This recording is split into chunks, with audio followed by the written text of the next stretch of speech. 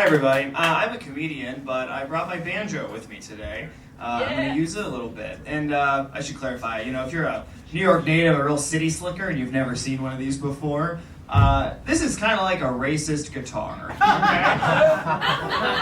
can kind of hear that in it a little bit. I like the banjo because it really doesn't know is it a guitar or is it a drum, but it has fully committed to being very annoying. And I think that's a very cool thing it's doing. I will admit I've never written a comedy song as like a comedy person, but I've started one that I want to play for you. So I have like the music down and I have like a premise, but the lyrics aren't quite. Anyway, you'll see. Okay, so here's what I'm working on.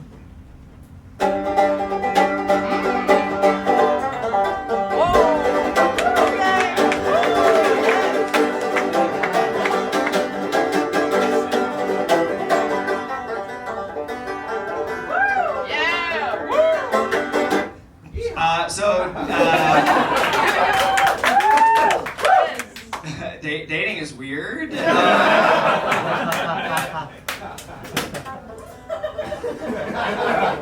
that's all I have at the moment. Maybe something about Tinder later, I don't really know. But I think it's got legs. I think it will be good.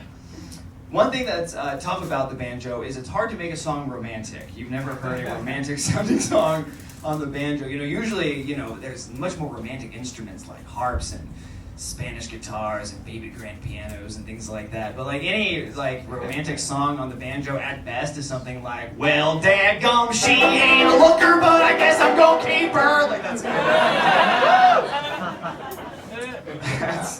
That's all we get. Even if they try to cover a song, the banjo takes over and will change the words. You might take something like I don't know, Hey There Delilah, remember that song?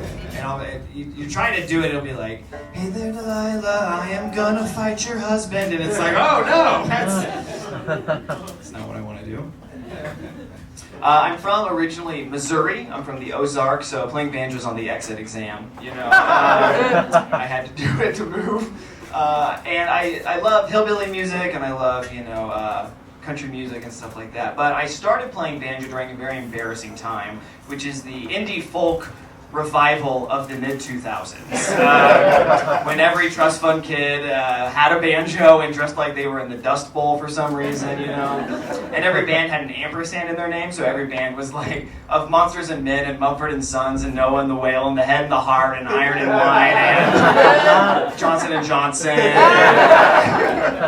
Toe Jam and Earl, you get it. We knocked out that whole genre in 4 years. We wrote literally every song possible because they all just kind of go like this. They're like,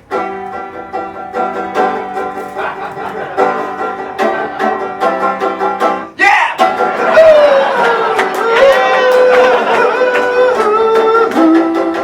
yeah. That's only there's only so many stomping hollers you can write. So we knocked it out. Speaking of, have you guys heard the Mumford & Sons news? What is it? Does anyone know about this for real? No, that's a good guess. One of the sons quit. And it's the banjo player, so they have an opening, right? So here's the story. This is totally true. The banjo player retweeted a fascist, and everyone was like, don't do that. And he was like, I'm quitting the band to be a fascist activist or a fastivist or whatever. And so now he just lives on Twitter and he screams, and they don't have a banjo player at the moment. And I think I could fulfill that, right? We're taping this, so this is my audition for Mumford & Sons, actually. Yeah, there's a new son in town, folks. That's gonna be me. And Mumford & Sons, I realize maybe not everyone's familiar. Mumford & Sons is like if Creed played bluegrass. And that's not a dig. Creed's cool. Creed is who Jesus listens to when he's mad,